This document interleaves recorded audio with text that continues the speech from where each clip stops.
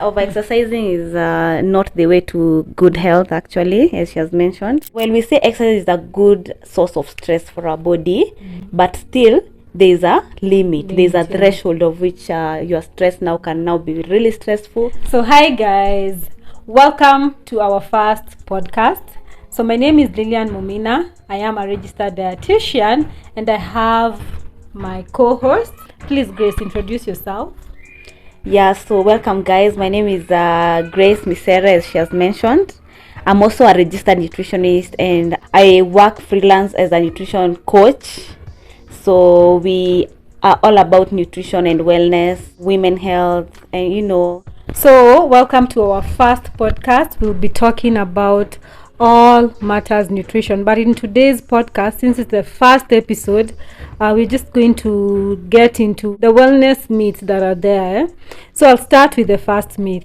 Like I'm sure, Grace, you've heard about it. Currently in Kenya, it's like the fashionable trend in weight loss. So I'll talk about prolonged fast and why it might not be the best thing for you. One of the issues that I have with prolonged fast is that when you're fasting for those long hours, you're putting your body under a lot of metabolic stress, and that is very bad because like most people who are doing prolonged fast, they're trying to lose weight. Some are doing fasting to try to lose it so that they can conceive if they are women. Those are the few common examples I've actually met of people trying to do the prolonged fast. They always have a reason. I want to lose weight because I've tried losing it and I have not been able to achieve it. Someone will tell you I've been trying to control my blood sugars and I've gone on these TikTok lives, I've gone on this engine search on YouTube, and the only thing that comes out that can actually work for me is prolonged fast. But I am here to tell you that it might not be the best thing for you because again, when you're stressing yourself too much, you're going to upset your hormones. The body will start putting up mechanisms to fight you off. And again, there's a lot of deficiencies, nutrient deficiencies, because your body needs supply of constant nutrients every other day. So you see, when you're fasting, when you're not eating, when you're not taking up enough electrolytes, you're not taking up enough vitamins, minerals, you're also going to risk yourself getting into deficiencies. I understand the benefits of intermittent fasting that are currently being studied and acknowledged, but they also caution against prolonged fasting. So if you have to do intermittent fasting, avoid eating at night, plan intermittent fasting with breakfast, and maybe you can do early dinner.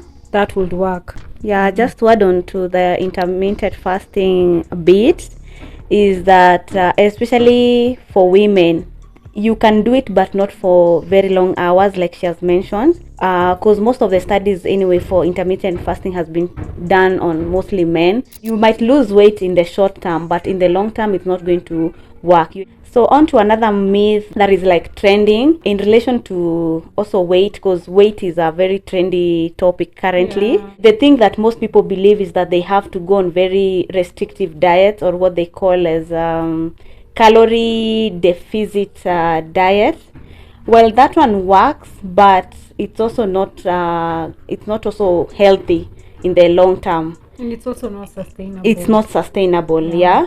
So because as Mumina has mentioned that our body relies on so many nutrients, minerals, for you to be able to have energy for your body to do each and every function that it ought to be. So if you need to lose weight, going on a calorie deficit is not the only ultimate and sure way of you losing that weight. People are being put on crazy diets that are just slightly over under 1200 calories.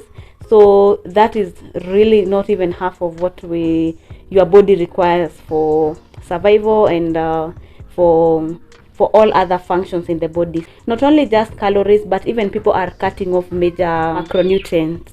Like I know carbohydrates has been a culprit and it has been people they don't want carbohydrates nowadays. There might be some truth in it, because maybe the carbohydrates that they are used to take, they are mostly the processed sugar loaded kind of carbohydrates, but that does not remove the fact that there are other very healthy sources of carbohydrates that we can consume and be able to even maintain a healthy weight, boost our metabolism and lead a healthy lifestyle. So like cutting off a major food or macronutrient, like say fat or carbohydrates, because those have been the main nutrients of concern, does not really solve your health issue or concern, because you might be worsening your other aspects of your health without you knowing. For me, I believe that losing weight is not the only marker of health. There are so many other markers of health that we are going to discuss. Yeah, and also you guys, you need to make sure that you stick around here, because as she has said, you're going to be discussing all matters health, maybe to add on calorie restrictions.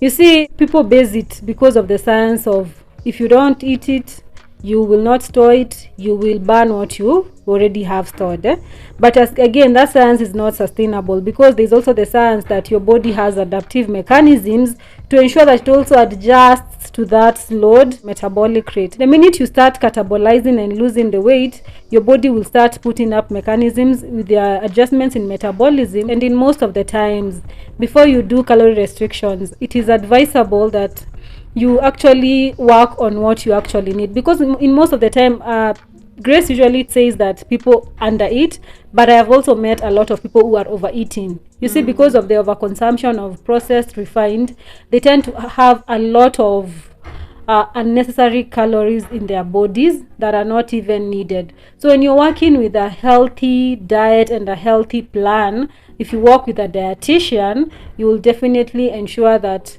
you take up only the needed. When you're doing any form of restrictions, because I know humans will tell you that it's not the best thing, but because you've had so and so telling you that, oh my god, I lost like 10 kgs, you will be tempted to try. So if you are planning to try it, do not go below 500 kilocalories.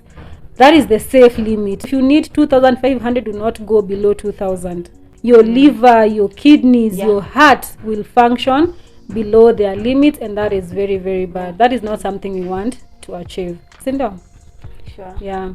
So maybe another myth that I can talk about is exercise.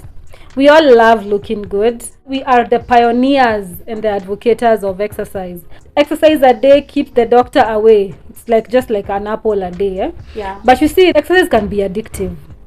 You know, because you've seen the benefits and you see the release of the endorphins and such, your body can crave for it and you become exercise or a gym addict. Yeah. And another thing, that these groups on social media that are glorifying long periods of exercise, like 1 to 2 hours a day. Like seriously, Every you're not, single day. if you're not planning for a marathon in the next 3 or 4 months or 6 months, a bodybuilding competition, you don't need to put your body through all that stress. Over exercise, by the way, in women has been linked to early aging.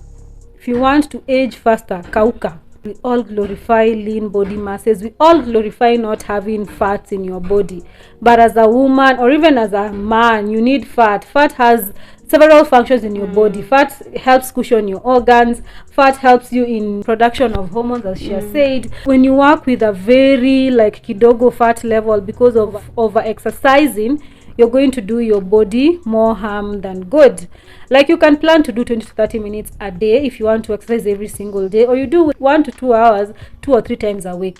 Someone might think, but you know me, I'm always driving, I'm always working, I rarely get my steps in. Then that can be okay. You know, when you're starting your exercise, you can do a treadmill walk for like 30 minutes to just put your cardio movements and put your heart health at good levels. But that does not mean that you over exercise, like uko hapo, you're lifting weights for 1 hour, you're doing the high intensity workouts for like 1 hour. That is not the best thing for you. Over exercising is not the way to good health, actually, as she has mentioned. When we say exercise is a good source of stress for our body, but still there's a limit, there's a threshold of which your stress can now be really stressful, cause production of too much cortisol, and even now it causes a hormonal imbalance, guys. Yeah. So just engage in exercises. Yes, that one we can't say that you shouldn't, but you need to do it moderately. Combine both cardio and strength training into your routine so that it's more sustainable. And even count things like walking around the house, or taking stairs. Those small things, even they count as physical exercise. Like for me, I have these I will zoom it.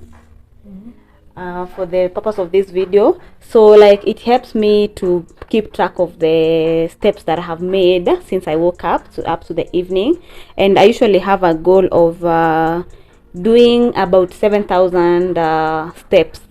Actually today I've done overboard because I've walked for like I've had 10,000 steps already, but that's because today was the day that I was working out, and I also had some errands to run in town. So it's good to keep track of your steps and count them as forms of exercise, but you don't have to do very strenuous exercises like in the morning. You go to the gym in the evening. Your body does not love that. Yeah. Your body will not appreciate that.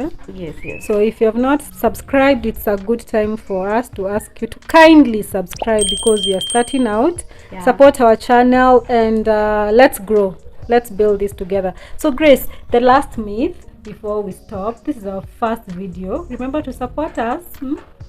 So another myth that I see around is regarding taking these slimming teas, or slimming magic to help you lose weight.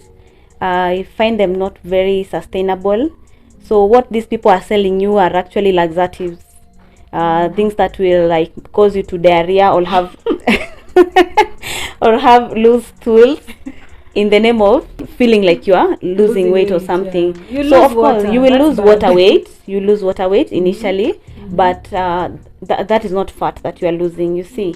So this it might have worked for so and so an influencer who is not in the health professional might or be they're not selling, even using it. they don't. They're just for the purposes of marketing. So many people fall trap of thinking that they will take some very expensive, by the way they are very expensive, slimming teas, slimming capsules, in order for them to lose weight without doing the work. So it doesn't work like that. You have to you need to nourish your body. You need to make your body feel safe, and when the body is working out optimally, definitely I assure you you'll have or you'll maintain a healthy weight.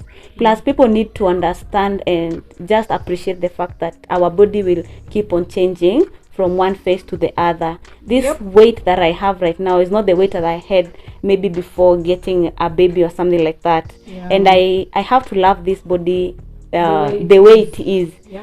I've had many fat reserves that have increased over time, but as long as I'm feeling great, I am doing something about it, I am nourishing my body, I am not putting my body under stress, then I think I'm on the right track, because the goal is health. At the end of the day, it's not how much weight or how the scale will read once I step on it.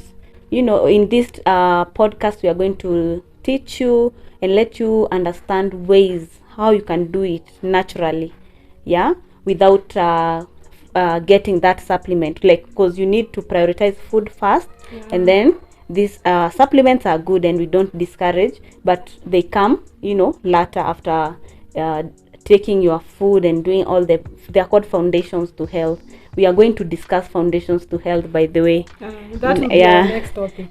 Foundations to good health, because if you're not doing that, definitely you're not on the right track. So guys, I hope you have been enlightened in this on this podcast, and we are looking forward to actually enlighten you more. So you can let us know in the comment section what you would like us to talk about. Be free, by the way. It's a safe space. There's no judging, there's no condemning. We are accepting and we are open to positive criticism. Just try and understand we're also trying to grow something, so reduce and limit the negative criticism. So thank you guys for watching, thank you guys for listening. I hope we catch you next, and make sure that you're subscribed, like and share. Follow us on our socials at Momina Wellness and at Healthy Hormones. At Healthy Hormones. If you want to learn everything hormones and health, on both TikTok, Instagram, Facebook, LinkedIn, we are there. Just search us, we'll definitely follow back. Thank you for watching, and until next time, it's a bye from us. Bye.